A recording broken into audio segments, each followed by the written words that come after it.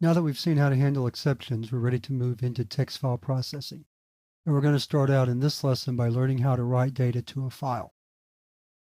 First thing we need to do is have the right classes included into our program. So we're going to import 3 new classes that we've never used before. And they are the FileWriter class. Notice that it's java.io.FileWriter.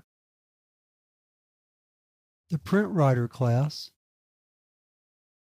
And then finally, a class called IOException. We're going to use that to handle exceptions when they're thrown. And speaking of throwing exceptions, the next modification we have to make to a normal program is we have to add the line or the expression throws IOException to the end of public static void main. The compiler is looking for that to know that if a problem crops up in our file handling, that it can handle an exception of type IOException if it's thrown. So the compiler is looking for this phrase at the end of public static void main. With that in mind, we're ready to see how to write data to a file.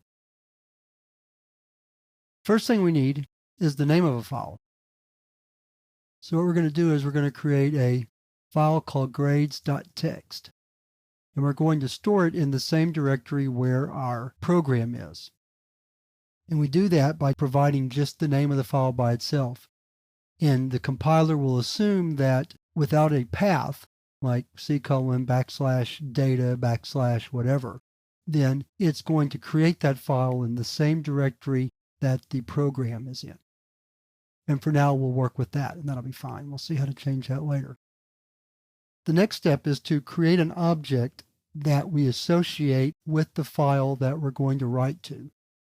And that's a PrintWriter object. So we start with the keyword PrintWriter, then the name of our output file object, which I call outFile. And then we write new PrintWriter to call the constructor. Then we have to call another class constructor, FileWriter, with the file name. So let's go over that line again. PrintWriter is the class that allows us to write data to a file. OutFile is the output file object that we're creating. In other words, we're associating OutFile with the file grades.txt. Then we call the constructor for PrintWriter with the name of a file that is opened for output. That's what the FileWriter class does, is it opens a file for output so that we can output to it. Once we've done that, then we can simply call the print method to write data to the file. So what we're going to do in this first example is write out a couple of pieces of data, like so. Then when we're finished, we have to close the file. By closing the file, we actually are closing what's called a print buffer, and that buffer is where the data is written until the close method is called. At that point, the buffer is, as the saying goes, flushed, and all the data that's stored in the buffer is written to the file, and then the file is closed.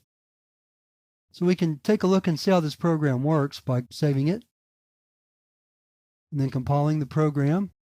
This is chap 17 part2.java. Then we can run it. We won't see much output, but then we can type the file, and there are 2 pieces of data, 85 and 77. I can also do a directory to verify that the file exists, and it does. If we had wanted to write each piece of data on a separate line, then we would have called the printLine method instead of print. Notice that these are the same methods that we use with system.out. One of the nice things about object-oriented programming is that we can reuse method names. And so once we get comfortable with a method name for printing, either to the console or to a file, then we can use it all the time in that context or in the appropriate context.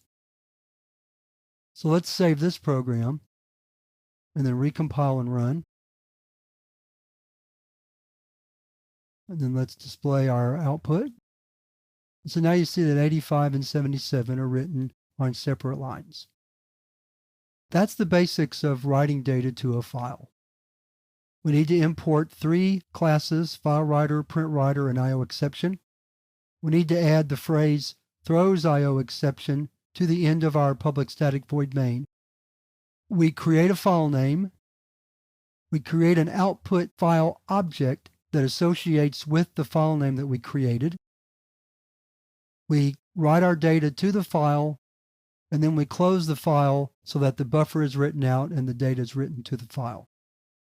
One thing you may have noticed is that I didn't use try-catch in this particular program, and I won't for a little while longer, so that we can concentrate on the techniques of reading and writing data to files. And then towards the end of the chapter, I'll get try-catch back into the program so we can see how to handle exceptions when they occur.